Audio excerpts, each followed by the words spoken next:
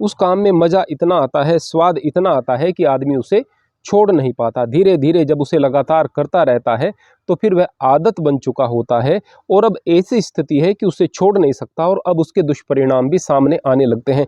कोई भी गलत काम हो, अक्सर उसके दुष्परिणाम एकदम सामने नहीं आते, और जितना ज़्यादा गलत काम है उतना ज़्यादा देर से दुष्परिणाम आ रहे हैं और उतनी ही ज़्यादा मात्रा में आ रहे हैं। इसीलिए जो शुरुआती दौर में विषय वासनाओं में फंसे हुए लोग हैं, अरे शराब पीने से मुझे तो कोई नुकसान नहीं हो रहा है, अरे धूम्रपान से मुझे कोई नुकसान नहीं हो रहा है, कोई कहेगा मैंने काफ़ी ज़्यादा ब्रह्मचर्य नाश किया है, मुझे तो कोई नुकसान नहीं हो रहा है। लेकिन जब ज़्यादा दिन बीत जाते हैं उसके बाद सर पटकते हैं, रोते हैं, उससे बाहर निकलने की कोशिश करते हैं लेकिन नहीं छूट पाते। शराब की आदत छूटना बड़ा मुश्किल हो जाती है। हालांकि आदमी छोड़ना चाह रहा है, उसे पता है कि इसके परिणाम बहुत बुरे मेरे सामने आ रहे हैं, लेकिन वो नहीं छूट पा रही है। इन सबसे ज़्यादा जो बुरी आदत होती है वह होती है वीर्य नाश करने की, ब्रह्मचर्य नाश करने की।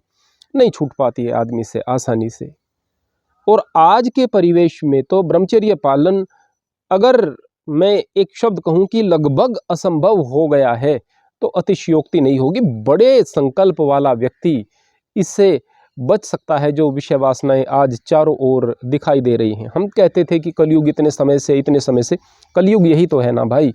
जब काल के प्रभाव में आदमी रहता है, यानी समय के प्रभाव में रहता है और समय खराब आने लगता है, तो वह कलयुग होता है। ऐसा नहीं कोई दीवार खींच गई है, इसके इस पार जो है कलयुग है, उससे पहले जो था वो द्वापर था, उससे पहले त्रेता था या सतयुग था, ऐसा नहीं है। ये सारी की सारी आपके मन की वृत्ति है। आप अपने मन से ही आज भी सतयुग बना सकते हो और आप कलयुग में भी जी सकते हो, जब काल के प्रभाव में रहेंगे, समय के प्रभाव में रहेंगे। ऐसा नहीं है कि पहले लोग ब्रह्मचर्य नाश नहीं करते थे या विषय वासनाओं में फंसे नहीं रहते थे। कई तरह की चीज़ें हमने देखी हैं, हमारे बचपन में देखी हैं, उससे पहले वो और ज़्यादा थी।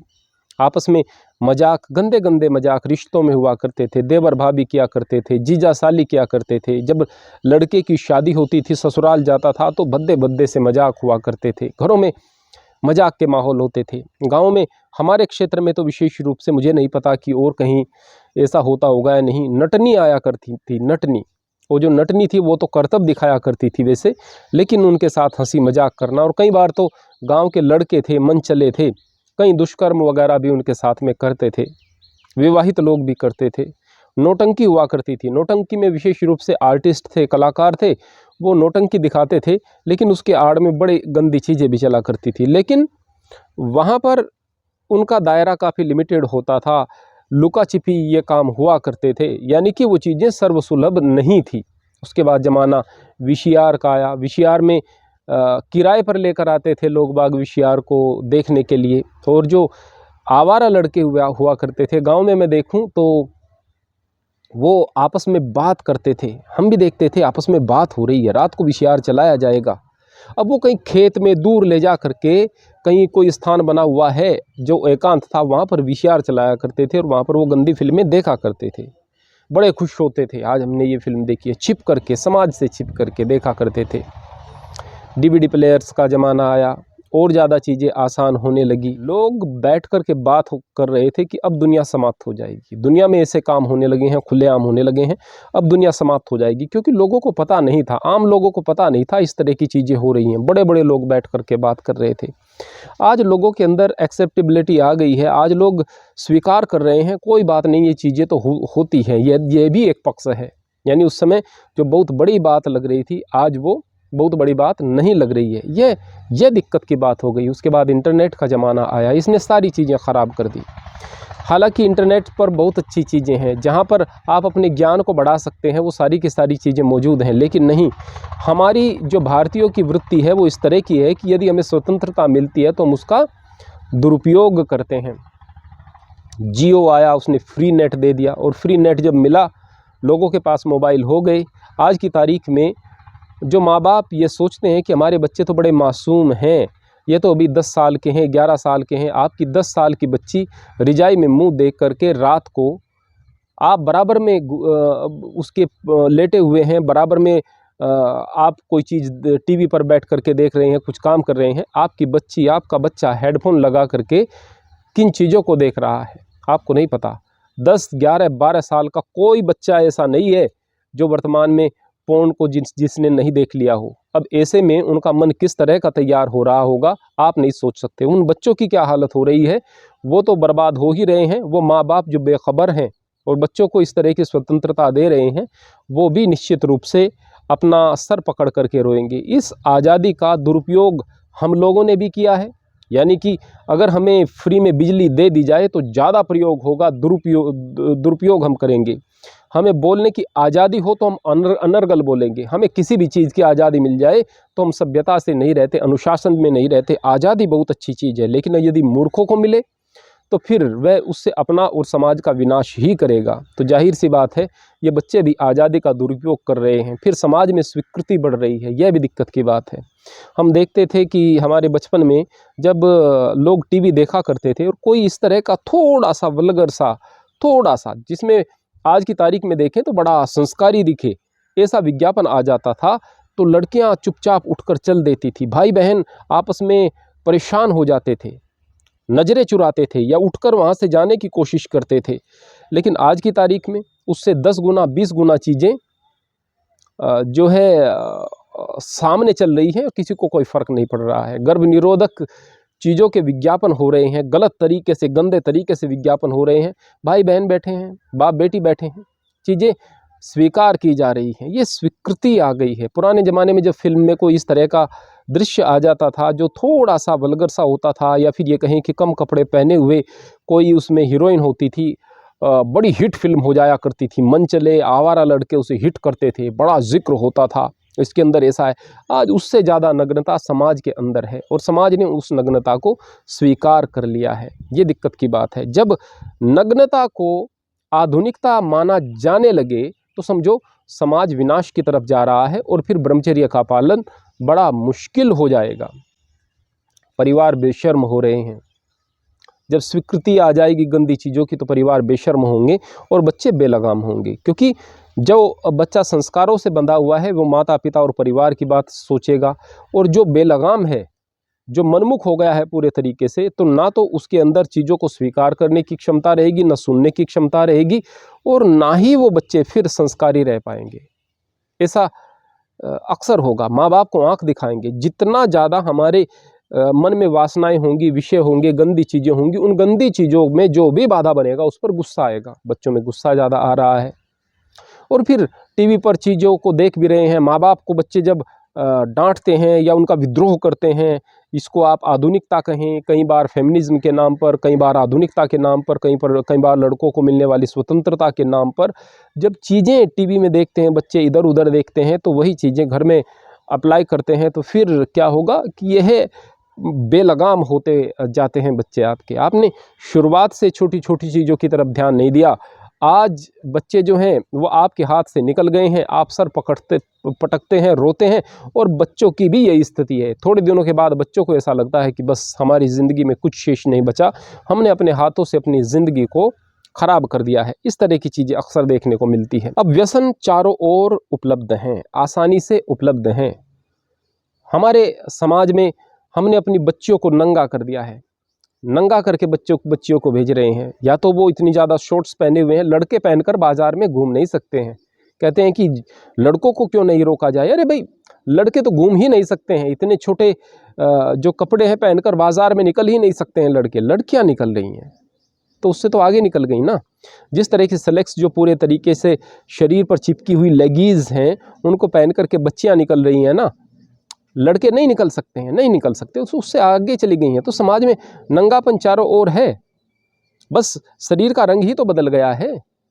जो लेगीज पहनी हुई हैं बच्चियों ने, रंग ही तो बदला है, पूरे के पूरे अंग उसी तरह से दिखाई दे रहे हैं। ये गंदगी चारों ओर आपको देखने को मिलेगी।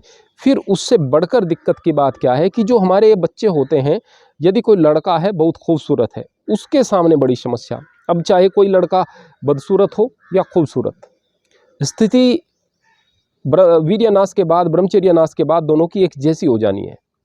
वो करेगा तो उसके सामने भी दुष्परिणाम यही, वो करेगा तो उसके सामने भी दुष्परिणाम यही। अब खूबसूरत बच्चा है, वो उसके लिए चीज़ें अवेलेबल हैं आसानी से। खूबसूरत लड़की के लिए लड़के बहुत ज़्यादा अवेलेबल हैं, और खूबसूरत लड़कों के लिए लड़कियां बहुत ज़्यादा अवेलेबल हैं, जब बहुत सारे अवसर मिलते हैं और बहुत सारे आप लोगों को सुविधाएं मिलती हैं गलत चीज़ों के लिए ही सही, तो आप उनकी तरफ आकर्षित होने लगते हो, फिर बड़ी दिक्कत की बात हो जाती है।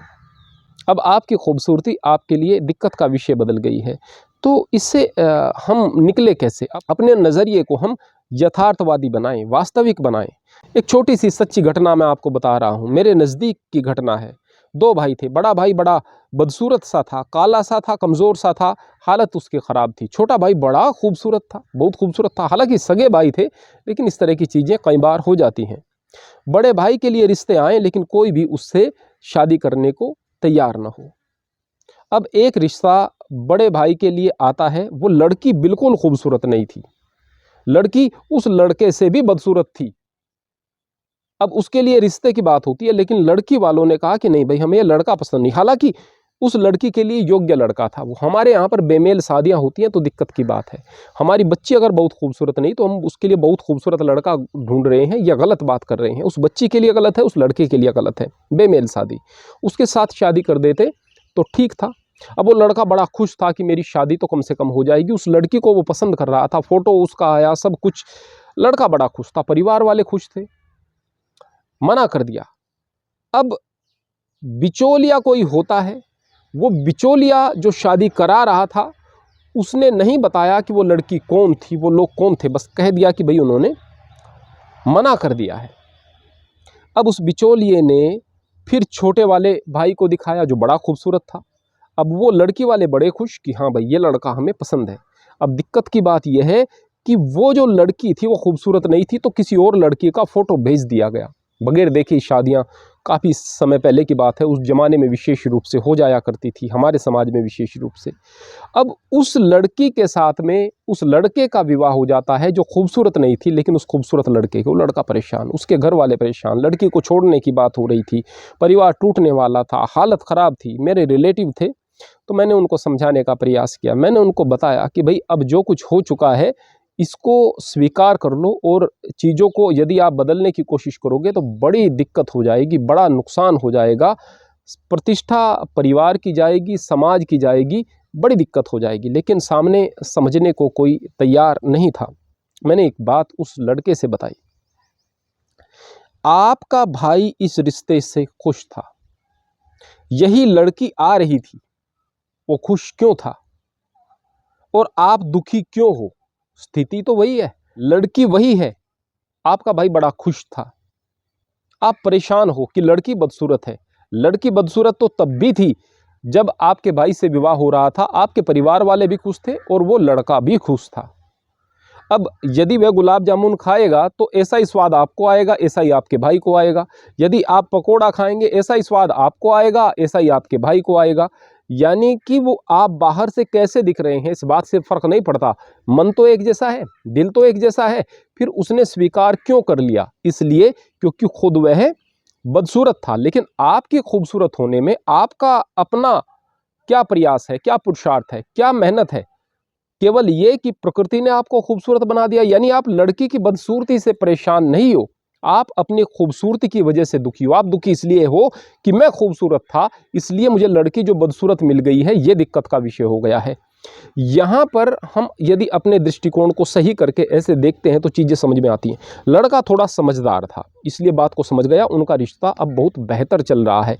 ऐसी घटना, इससे मिलती जुलती घटना, इसी तरह का उदाहरण में मैंने एक अन्य स्थान पर दिया था और वो कारगर हुआ है। इसलिए क्योंकि दृष्टिकोण बदलने से चीज़ें बदलती हैं। यदि आप बहुत खूबसूरत हैं तो आप उसके लिए परमात्मा का धन्यवाद करें। ऐसा नहीं कि अब आपको चीज़ें बहुत बेहतर चाहिए इस बिना पर कि आप बहुत खूबसूरत हैं।